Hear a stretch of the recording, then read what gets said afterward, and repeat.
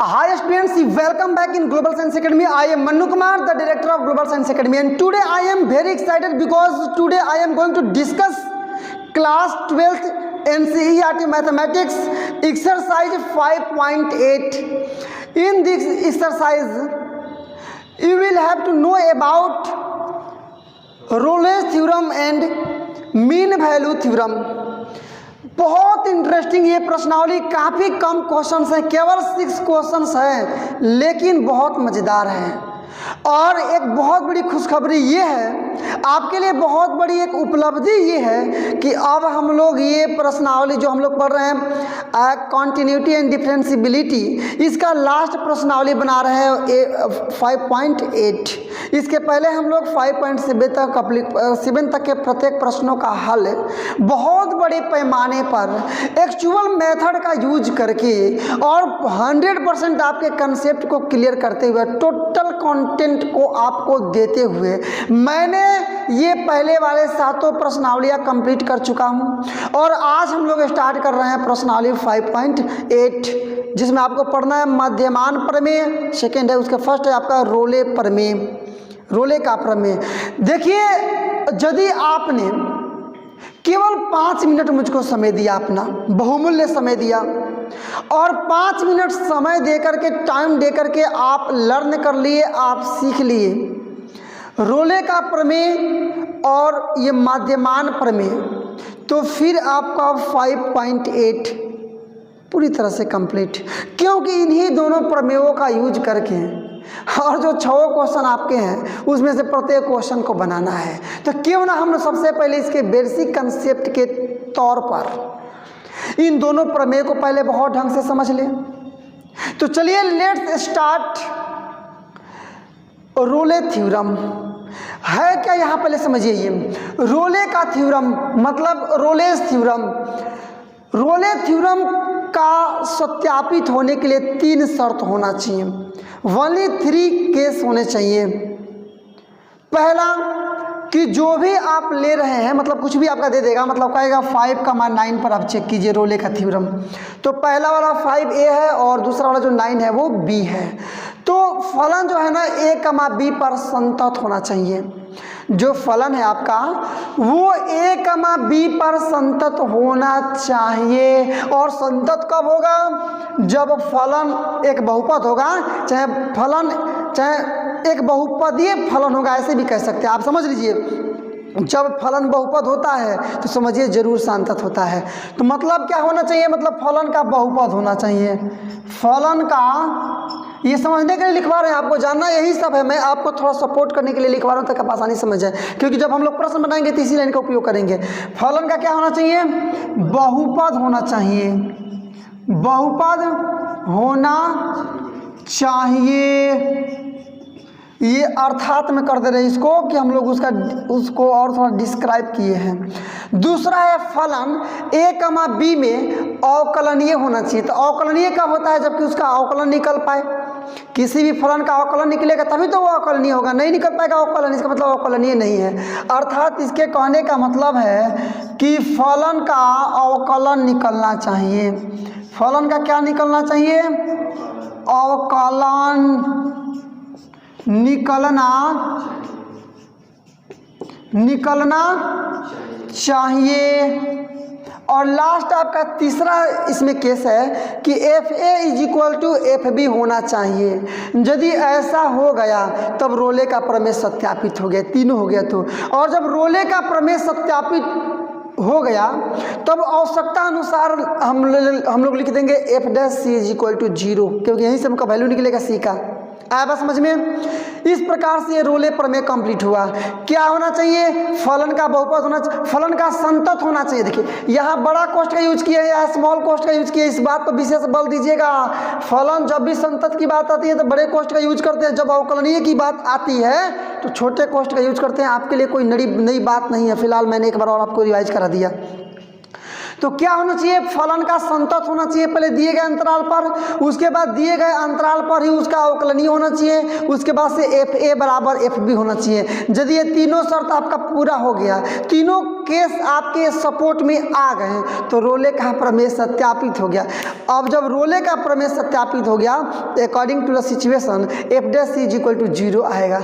आया कि नहीं आया समझ में? इसको पहले समझिए और अंडरस्टैंडिंग कीजिए, रिमेंबर कीजिए, तभी आप बना पाएंगे। आइए तो आप देखते हैं आपका दूसरा वाला मध्यमान प्रमेय। प्रमेय में भी सेम, पहला दो कंडीशन सेम, क्या कि फलन का ए कमा ए में बी में संतत होना चाहिए। कब संतत होगा आप जान चुके हैं, मतलब एक फलन एक बहुपद होना चाहिए। फलन का ए कमा बी में अवकलनीय होना चाहिए। दोनों शर्त आपका रोले का प्रमेय वाला ही है, केवल डिफरेंस आपका ये तीसरे नंबर पे है। इसमें होना चाहिए F A is equal to F B, इसमें होना चाहिए F A is not equal to F B. समझिए मेरी बात को, यदि ये तीनों शर्त बराबर हो गया, अब आई कैन से डेट कि आपका ए कमा बी में फलन संतत हो गया और ए कमा बी में फलन अवकलनीय हो गया और F A is not equal to F B हो गया। तीनों शर्त आपका पूरा, बड़ी एकदम बहुत सरल बात है, बहुत गहराई तक सोचिएगा, बना नहीं पाएंगे आप। इसमें कुछ है ही नहीं, 6 क्वेश्चन है, लास्ट है थोड़ा आपका ट्राई करने के लिए दे दिया है, कैलकुलेशन कम है, लिखना ज़्यादा है, मतलब ऐसे आपका स्टेटमेंट ज़्यादा रहेगा। F A is not equal to F B होना चाहिए। यदि तीनों ये शर्त पूरा हुआ तो माध्यमान प्रमेय सत्यापित हो गया। और जब माध्यम हो गया तो मध्यमान प्रमेय से मतलब according to mean value theorem F dash C is equal to हो जाएगा F B minus F A upon ये बी माइनस ए। नहीं हो पाएगा, बस हो गया। रोले का प्रमेय आप समझ लीजिए, समझ लिए, मध्यमान प्रमेय भी आप समझ लिए, तो अब क्यों ना आप समझ ले क्वेश्चन नंबर 1। स्टार्ट करते हैं प्रश्न संख्या 1, इसका सॉल्यूशन आपका 1। इसमें आपको केवल रोले के प्रमेय को सत्यापित करना है। प्रश्न संख्या 1 में केवल रोले के प्रमेय को सत्यापित करना है। तो इसको सत्यापित करने के लिए 3 आपका जो केस चाहिए वो आप जान ही चुके हैं। संतत होना चाहिए, अवकलनीय होना चाहिए और F A is equal to F B होना चाहिए। तो पहले तीनों शर्त को पूरा कीजिए। प्रश्न देखिए क्या है, बोल रहा है कि एफ एक्स बराबर x square plus 2x minus 8 है, तो ये -4,2 पर है, -4,2 पर रोले के प्रमेय को सत्यापित कीजिए। आया ना? तो बनाना स्टार्ट करते हैं। देखिए कितना सिंपल लैंग्वेज में। तो प्रश्न संख्या आपका 1 और रहेगा आपका सॉल्यूशन। यहाँ दिया क्या है आपका, तो यहाँ सबसे पहले आपको दे दिया है कि F x is equal to x square plus 2x minus 8 होगा ना, होगा ना। तो पहले देखिए यह एक बहुपद है, बहुपद है ना, इसका मतलब संतत है। इसका अवकलन निकालिएगा तो एक्स स्क्वायर का 2x प्लस 2 होगा ना, केवल इसका अवकलन, इसका मतलब अवकलनीय भी है। दोनों चीज़ हो गया। इसको लिख कर मैं दिखाता हूँ। लिखेंगे कि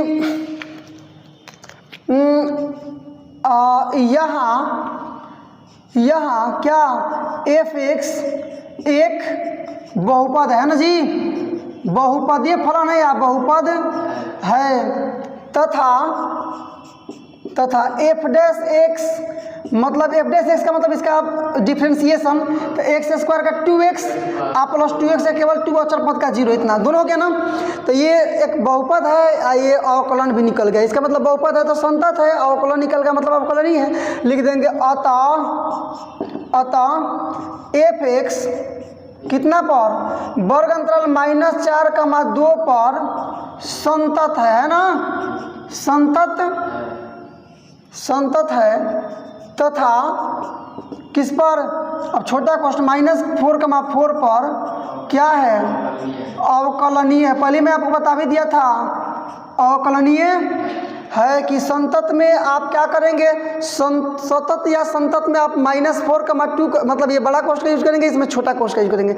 2 शर्त पूरा हो गया, तीसरा निकाल लीजिए। मतलब एफ इतना और एफ इतना दोनों का वैल्यू बराबर नहीं चाहिए, तभी तो एफ ए बराबर एफ बी होगा, क्योंकि ये ए है ये बी है।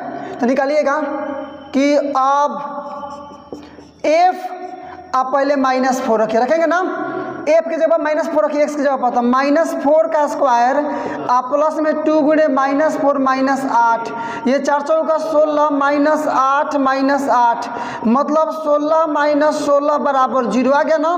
तथा वो भी निकाल लीजिए, F2 बराबर क्या हो जाएगा, 2 का स्क्वायर प्लस 2 गुणे 2 -8, ये 4 + 4 -8 बराबर 8 -8 का मतलब 0, दोनों बराबर नहीं आ गया। तो इसलिए आपका हो गया F-4 बराबर F2, दोनों बराबर आ गया ना। तो तीनों शर्त पूरा हो गया, नहीं हो गया, मतलब FA ये संतत हो गया, अवकलनीय हो गया, और FA बराबर FB हो गया, मतलब रोले का प्रमेय सत्यापित हो गया, हुआ ना। तो जब रोले का प्रमेय सत्यापित हो जाता है तो क्या लिखते हैं, देखिए ना, F' बराबर 0 होता है ना। तो इसलिए लिखिएगा कि इसलिए रोले के प्रमेय से ना जी, रोले के प्रमेय से क्या हो जाएगा आपका, F' = 0, या यहाँ मिलाइए F' कहीं निकाले हैं, देखिए ना, F' निकाले हैं, क्या आया है, 2x +2 आया ना, आया ना जी। तो F' निकालिएगा तो केवल एक जगह पर C लिख देंगे, मतलब 2C + 2, क्या दिक्कत है, आपको नहीं समझ में आया। F' का मतलब 2x + 2, तो x की जगह पर x है, तो C निकालिएगा डैश में, तो C की जगह पर C रहेगा, x की जगह पर C रहेगा, हो गया, मान निकाल लीजिए, या यहाँ से निकालिए ना, C का मान निकालिएगा, उधर जाकर -2, अब बटा 2 कट के कितना हो जाएगा, -1, इसलिए C बराबर क्या आ गया, -1। अब देखिएगा, यही मेन पॉइंट है, क्या -1, ये देखिए, ये जो अंतराल आपका दिया है, मैंने -4 से 2 के बीच में आएगा, देखिए तो आएगा दोनों के बीच में, तभी सत्य होगा।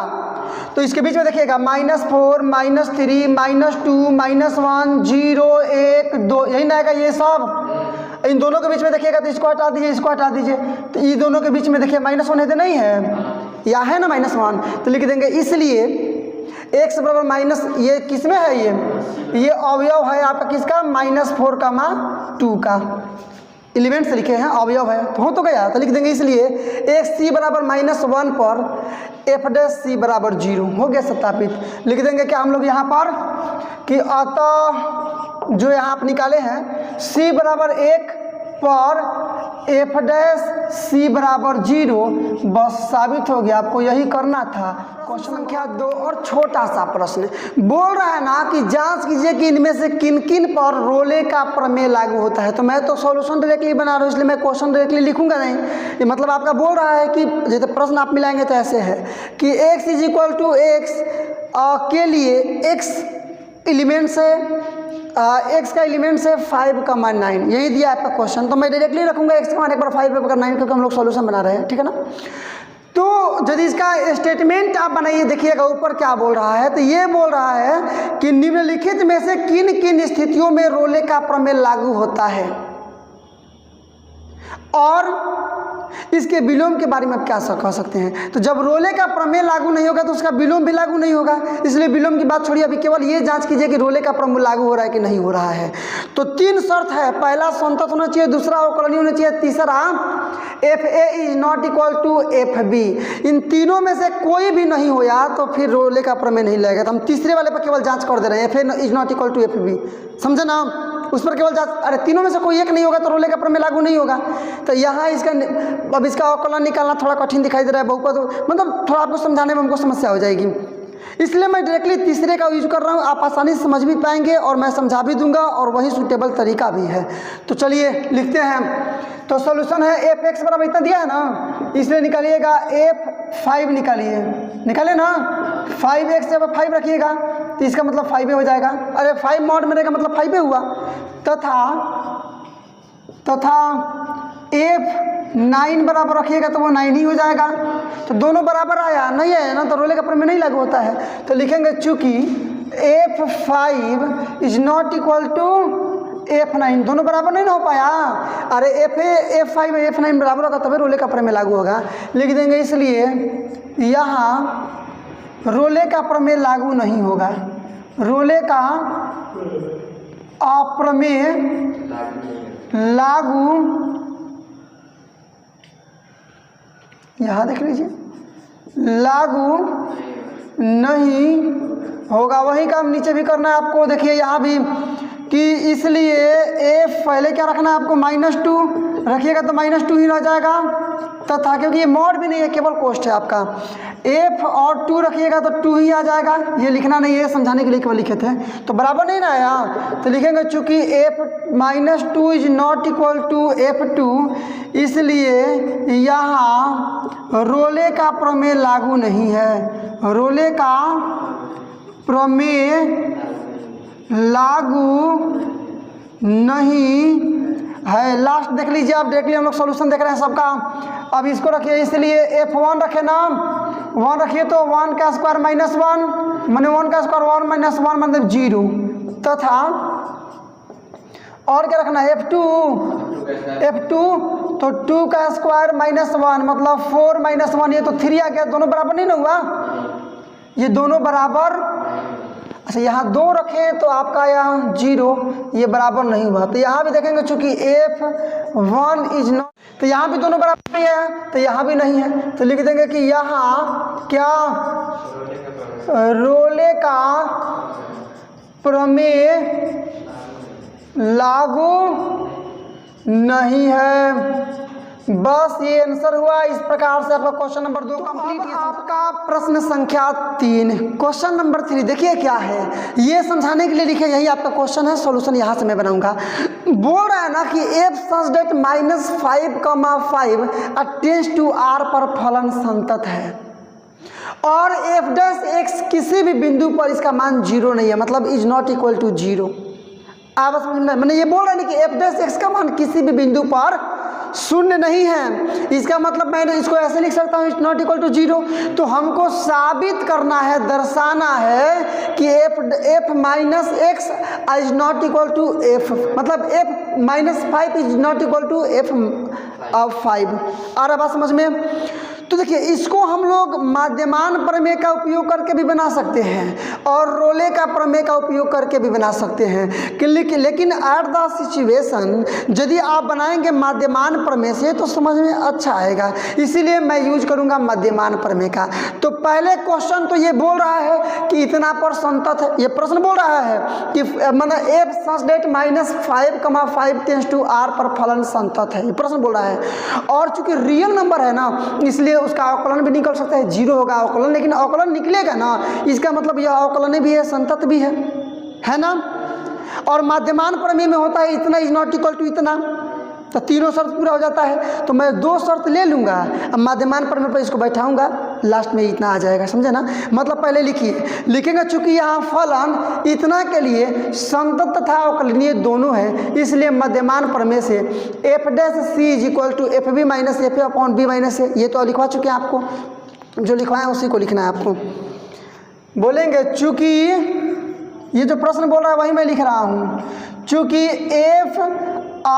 ये -5,5 टेंड्स टू r पर फलन संतत तथा अवकलनीय ना जी, ये खुद यही बोल रहा है कि संतत तथा अवकलनीय मतलब दोनों है।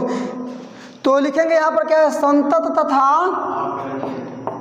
अवकलनीय है, अवकलनीय है, अतः माध्यमान प्रमेय यहीं लगा दीजिए, अवकलनीय। इसलिए माध्यमान प्रमेय से जानते हैं आप माध्यमान प्रमेय क्या होता है, तो होगा आपका f' is equal to f b minus में f a अपॉन में क्या b माइनस a। क्या बात समझ रहे हैं आप, यही ना होता है माध्यमान प्रमेय। रखिए ना वैल्यू या f' बराबर f, ये b का मतलब दूसरा वाला वैल्यू, b का मतलब क्या 5 ना, तो 5 माइनस f, a का मतलब पहला वाला -5 अपॉन b का मतलब 5 और माइनस a का मतलब -5, माइनस में प्लस हो जाएगा ना, मतलब आपका मान आ गया कि f 5 माइनस f -5 बट्टा में 10, 5 5 10। अब देखिए चूंकि प्रश्न आपका बोल रहा है, अब प्रश्न देखिए क्या बोल रहा है, प्रश्न से प्रश्न आपका ही बोल रहा है कि F dash x is not equal to zero. देखिए ना, F dash x is not equal to zero ऊपर लिख भी दिए थे। इसका मतलब कि एफ डैश आज सी भी रखिएगा तो वो भी is not equal to zero. F dash C का मान अभी निकाले हैं, एफ डैश सी का मान यही ना है, मतलब F 5 minus F minus 5 upon 10 और is not equal to zero, या F 5 minus F minus 5 is not equal to, इधर जाएगा ना तो जीरो का 10 गुणा करेंगे जीरो हो जाएगा, या इसको उधर लेकर चलिए, मतलब F 5 is not equal to, ये इधर माइनस में हो जाएगा तो प्लस में हो जाएगा एफ माइनस 5। यही ना साबित करना था, केवल ये पहले है ये बाद में है, तो कर लीजिए पहले बाद में, क्या दिक्कत है कि F minus 5 is not equal to F 5 आपका सत्यापित हो गया, लिख देंगे प्रूव्ड। प्रश्न संख्या 4, क्या जी मैंने क्या बोला, क्या आपने सुना? तो प्रश्न संख्या 4, ये आपको मध्यमान प्रमेय को साबित करना है ए और बी पर। अंतराल ए और बी पर मध्यमान, अंतराल ए और बी पर F x is equal to x square minus 4x minus 3 है, तो एक्स ए बराबर 1 पर और बी बराबर 4 पर मध्यमान प्रमेय को साबित कीजिए। आपका प्रश्न ऐसे है कि मध्यमान प्रमेय को साबित कीजिए जिसमें अंतराल है ए कमा बी और F x is equal to है X square minus 4x minus 3, और ए और बी का वैल्यू भी बाद में दे दिया है। तो इसका मतलब अंतराल जो ए कमा बी है, जो अंतराल आपका बोल रहा है कि ए कमा बी, इसमें हो जाएगा आपका 1,4। तो इसी पर मध्यमान प्रमेय को साबित करना है। तो मध्यमान प्रमेय के लिए 3 चीज़ें, अवकलनीय होने चाहिए, संतत होना चाहिए और F A is not equal to F B होना चाहिए। यही ना, यही ना, एफ ए का मतलब ये, एफ बी का मतलब समझ रहे हैं आप? तो देखिए पहले तो ये समझिए कि ये एक बहुपद है, मतलब बहुपद ये फलन है, इसका मतलब ये संतत है। अवकलन इसका निकालिएगा तो 2x माइनस 4 होगा केवल, इसका मतलब अवकलनीय भी है। दोनों लिखिए ना, पहले लिखेंगे कि यहाँ जो है एफ एक्स है एक बहुपद है ना जी, क्या है? बहुपद है, तथा एफ डैश एक्स ना मतलब निकालेंगे इसका अवकलन तो ये 2x हो जाएगा, 4x के केवल 4 अक्षरों का 0, इतना है ना जी। तो फल बहुपद का मतलब संतत हो गया, अवकलन निकल गया, इसका मतलब अवकलन ही हो गया। लिख देंगे अतः कितना पर, तो ये 1,4 पर एफ एक्स संतत है, संतत है, तथा छोटा क्वेश्चन मतलब 1,4 पर क्या है, एफ एक्स अवकलनीय है, अवकलनीय है, अवकलनीय है, हो गया ना। 2 चीज़ें हो गई, तीसरी चीज़ एक केवल और, F is not equal to F B होना चाहिए। लिखिएगा तो F1 निकालिए, तो पहले ए का मतलब ही ना है 1, तो F1 निकालिएगा, देखिएगा तो 1 का स्क्वायर माइनस 4 गुणे 1 माइनस 3, तो ये आपका 1 माइनस ये 4 एकम में 4 माइनस 3 मतलब क्या हो जाएगा, 4 3 7 माइनस 6 ना, हो गया। तथा F4 इज इक्वल टू निकालिए ना, एक से जब 4 रखिए, 4 का स्क्वायर माइनस 4 गुणे 4 माइनस 3, 4 चौका 16 माइनस 4 चौका 16 माइनस में 3, ये 16 प्लस माइनस कैंसिल केवल माइनस 3, तो ये -6 आ गया, ये -3 आ गया, बराबर नहीं है। तो लिख लेंगे इसलिए F1 is not equal to F4। हो तो गया, तीनों शर्त पूरा हो गया ना, तीनों शर्त पूरा हो गया तो रोले का प्रमेय लगा देंगे, F dash C is equal to F B minus F A upon B minus A, यही ना। लिख लेंगे अतः सॉरी मध्यमान प्रमेय से, मध्यमान प्रमेय से देखिएगा क्या हो जाएगा आपका, तो एफ डैश सी बराबर एफ बी माइनस एफ लिखवा चुके हैं पहले का, अब बी माइनस ए लिखिए, तो एफ डैश सी देखिए ना, एफ एक्स का मतलब आया है 2x माइनस 4, यही ना आया है, तो एफ सी रखिए, एक जगह पर सी रखिएगा तो 2c माइनस 4, यही ना होगा। एफ बी का मतलब देखिए यहाँ निकाले हैं -3 माइनस, एफ ए का मतलब पहला वाला -6 प्लस हो जाएगा, बी माइनस इतना मतलब 4 माइनस 1, यही ना है। या आपका आ गया ये 2c माइनस 4 बराबर ये 3/3 हो जाएगा ना, 3 मतलब कट हो जाएगा आपका 1, मतलब क्या आ गया 2c माइनस 4 बराबर 1, या c का मान कितना जाएगा 5 हो जाएगा 5/2। 5/2 आया ना, 5/1 4 यही ना है, a का मान 1 और b का मान 4, तो बीच में है ना, 2.5 दोनों के बीच में आता है, 1 और 4 के बीच में आता है। तो लिख देंगे कि इतना जो कि कितने के बीच में है, 1,4 के बीच है, हो गया ना। बस आपका मध्यमान प्रमेय साबित हो गया, यही आपको करना होगा आपका 5। और उम्मीद है कि आप प्रश्न को पहले ही पढ़ चुके होंगे, एक बार और रिवीजन कर लीजिए। स्क्रीन के निचले हिस्से पे आपको प्रश्न दिखाई दे रहा है जो कि सही है। यहाँ देखिए क्या बोल रहा है, प्रश्न संख्या 5 में भी आपको मध्यमान प्रमेय को ही साबित करना है। क्वेश्चन नंबर जो 5 है उसमें भी आपको मध्यमान प्रमेय को ही सत्यापित करना है, जहां f(x) है x³ minus 5x² minus 3x, ठीक है ना। और a का मान लेना है 1 और b बराबर लेना है 3, मतलब और इसका लीजिएगा आप अंतराल तो 1,3 यही ना आएगा, इस पर लेना है। पहले मध्यमान प्रमेय साबित कर लीजिए, उसके बाद एक क्वेश्चन इसमें और जोड़ दिया है कि f' बराबर 0 पर, ठीक है ना, 1,3 ज्ञात कीजिए। तो वो तो बाद में f' बराबर 0 पर बाद में ज्ञात करेंगे, पहले इसके लिए मध्यमान साबित कीजिए, मध्यमान प्रमेय। तो इसके पहले जो क्वेश्चन नंबर 4 बनाए थे ना, सेम टू सेम वैसे ही इसको भी बनाइए और एलिमेंट्स को निकालिए, मध्यमान प्रमेय साबित हो गया। आप खुद से भी इसको कर सकते हैं। फिलहाल चलिए मेरा सोल्यूशन देखिए अब। तो यहाँ लीजिएगा आप, पहले हम लोग क्या कर रहे थे जी, चूंकि यह एक बहुपद है, मतलब बहुपद ये फलन है इसलिए संतत है, इसका अवकलन निकालिएगा तो 3x² माइनस ये 5 दूना 10x अब माइनस केवल 3 होगा, तो अवकलन भी निकल गया इसलिए अवकलन ये भी है। उसके बाद से f और f भी निकाल लीजिए, ये 3 काम कीजिए। तो पहले देखिए यहाँ f(x) एक क्या है, बहुपद है तथा डैश निकाल लीजिए, f' बराबर निकालिएगा 3 पहले आएगा ना, मतलब 3x² माइनस ये 5 दूना 10x माइनस 3 है, इसका मतलब अवकलन ये हो गया। तो लिखेंगे अतः ये जो ये फलन है, फलन कितना पर 1,3 पर संतत है तथा 1,3 पर छोटे कोष्ठ में पर अवकलनीय है। क्या है आपका, तो अवकलनीय है, अवकलनीय ये 2 काम हो गया। तीसरा काम एक और आपका कि fa is not equal to fb, तो fa निकालिए। अब क्या a का मतलब क्या 1 लेना है ना, तो 1 बराबर निकालिएगा 1 रखिएगा 1³ माइनस 5 गुणे 1 का स्क्वायर 3 गुणे 1 बनाइएगा, 1 का क्यू का मतलब 1, 5 एक में 5 माइनस 3, 1 माइनस 8 का मतलब माइनस 7। आया बात समझ में।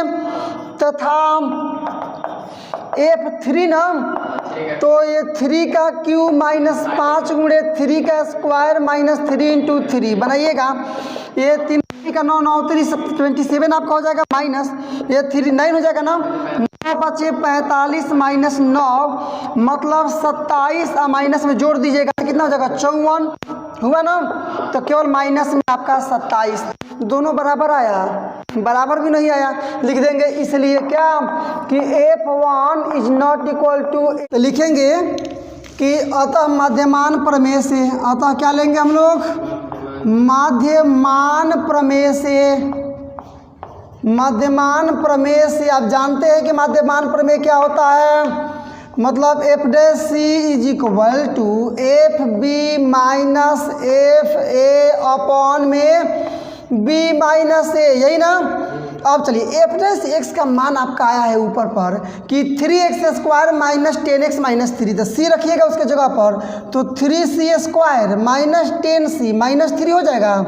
और इसका मतलब 27 है, देखिए ना यहाँ पर निकाले हैं माइनस 27, इसका मतलब माइनस 7 देख सकते हैं f1, और ये आपका हो जाएगा 3 माइनस 1 बनाइएगा इसको, यहाँ देखिए तो ये आपका क्या हो जाएगा 3c² minus 10c minus 3 upon इसको बना लीजिएगा, ये 20 ये प्लस हो जाएगा -20/2 का मतलब -10 होगा ना।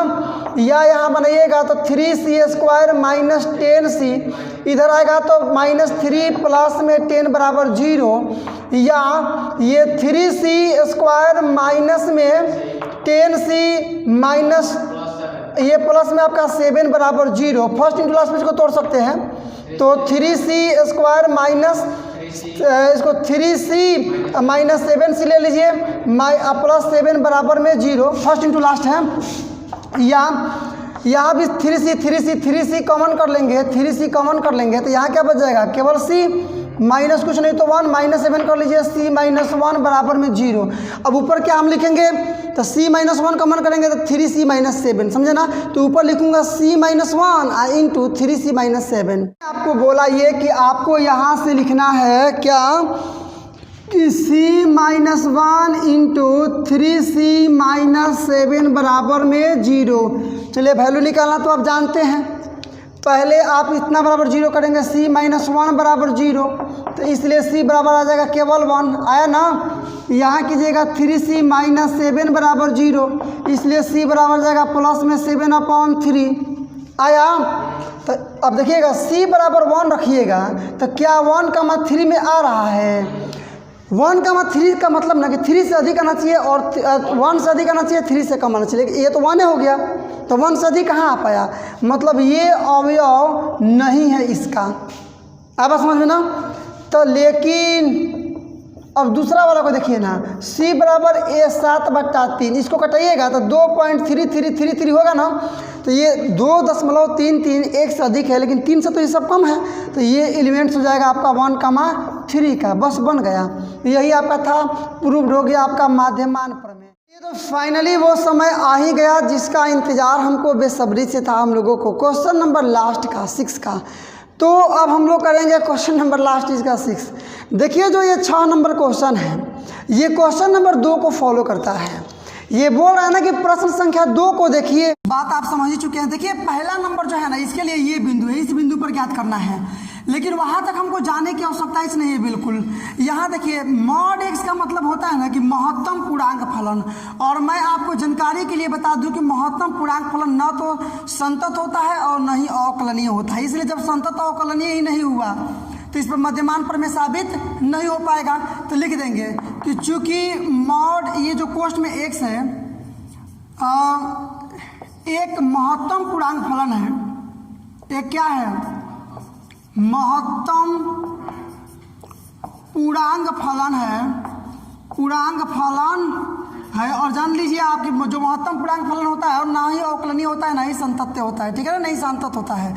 तो फलन है, लिख देंगे डायरेक्टली, अतः यह ना तो संतत होगा और ना ही अवकलनीय होगा, यह ना तो संतत होगा, मिला लीजिएगा,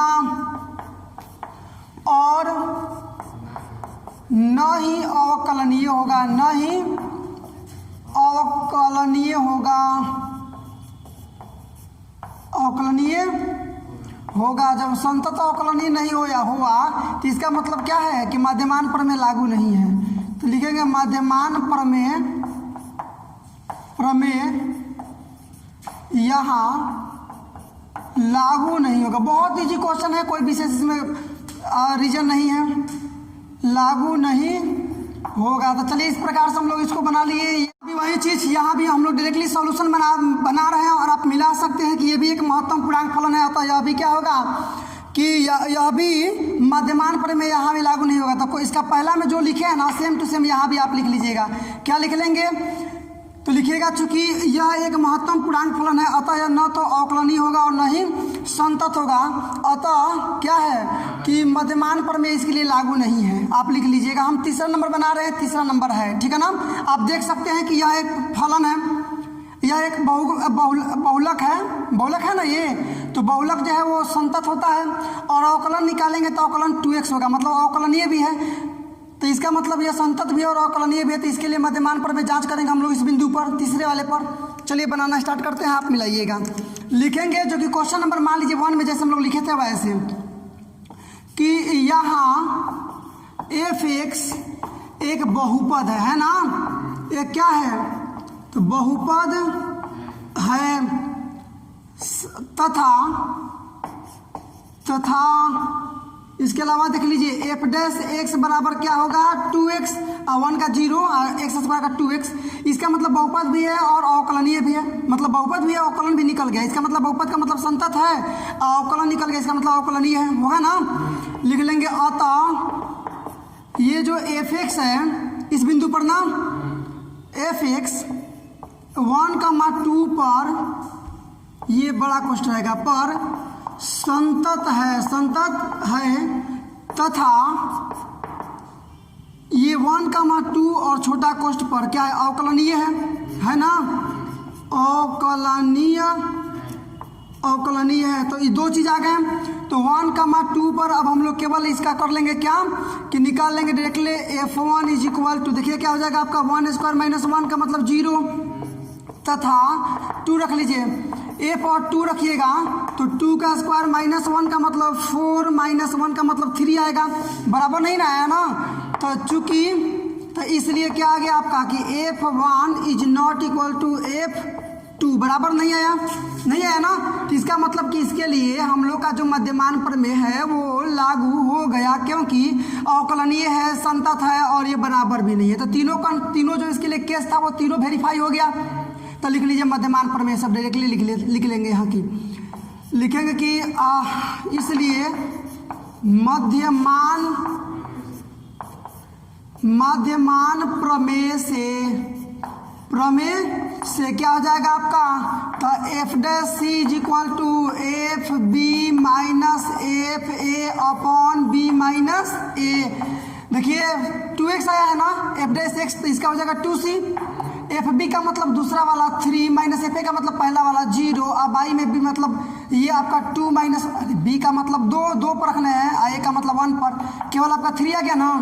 या सी का मान निकालिएगा 2c बराबर 3, तो c बराबर हो जाएगा 3/2 होगा ना। अब देखिए ये 3/2 का मतलब होता है 1.5 हुआ ना, तो 1 और 2 के बीच है तो लिख देंगे जो कि क्या है 1,2 के बीच है और प्रूव्ड हो गया आपका मध्यमान प्रमेय। यहाँ लिख देंगे यहाँ पर डायरेक्टली कि इसलिए यहाँ इसके लिए मतलब c बराबर 3/2 जो कि अवयव किस a1 और 2 के बीच का है पर मध्यमान प्रमेय लागू है। मध्यमान मिला लीजिएगा आप, प्रमेय लागू, मैं बोल तो रहा हूँ ना, लागू है, आंट नहीं रहा, आप समझ लीजिएगा, चूंकि हमारा स्पेस थोड़ा कम था, बट आप इन वेरी इजी वे आप अंडरस्टैंड कर सकते हैं, क्योंकि मैं बोल भी रहा हूँ, आप इसको मिला लीजिएगा। तो इस प्रकार से आज हम लोगों ने फाइनली कितना कौन सा प्रश्नावली 5.8 हम लोग कंप्लीट किए। तो इस प्रकार से आपका ये 5.8 बहुत बहुत धन्यवाद। ऐसे ही लगातार नॉन स्टॉप और हाई लेवल एजुकेशनल वीडियो को पाते रहने के लिए सब्सक्राइब कर डालो इस वर्ड लेवल एजुकेशनल चैनल को।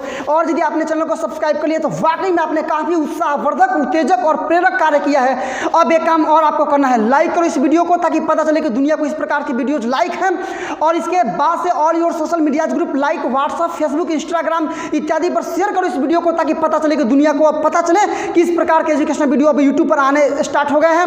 और बोर्ड एग्जामिनेशन की तैयारी करने वाले विद्यार्थी घर पर बैठ करके ही उत्साहवर्धक और संतोषजनक तैयारी कर सकते हैं। तो चलिए आज के लिए बस केवल इतना ही, मिलते हैं अब अगले वीडियो में कुछ नए प्रश्न के साथ, कुछ नए एनर्जी के साथ, कुछ नए मुद्दे के साथ। तब तक के लिए बेस्ट ऑफ लक, जय हिंद।